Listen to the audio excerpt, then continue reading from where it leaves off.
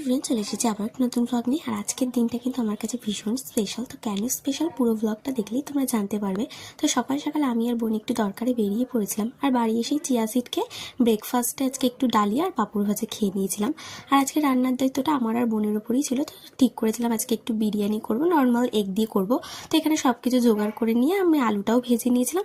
আর তারপর রান্না করতে করতে আর ভিডিও করা হয়নি। তো এখানে আমি মশলাটাও কষিয়ে নিয়েছিলাম আর ডিমটা আর আলুটা দেবো বলে, আর ভাতটাও করে রেখেছিলাম।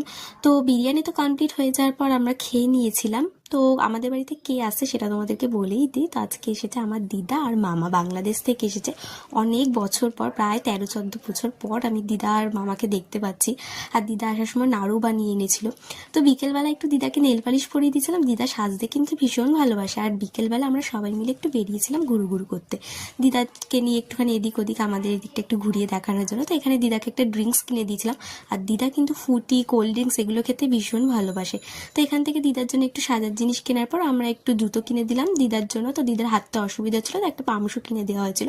আর বাড়ি আসার সময় এখানে ফাংশন হয়েছিল, তো একটু দাঁড়িয়েছিলাম। আর আজকে দিদারা যেহেতু একাদশী করছে, তো বাড়িতে দিদার জন্য সব কিছুই আলাদা নিরামিষ করা হয়েছিল। তো আসার সময় একটু দই কিনে নিয়েছিলাম। আর বাড়ি এসে এখানে বোন একটু ফল কেটেও দিয়ে দিয়েছিল মামাকে, দিদাকে। আর মা রাতে তো আজকে লুচি করেছিল, পনির আর এই দই, এগুলো। তো টাটা, দেখা হচ্ছে নেক্সট ব্লগে।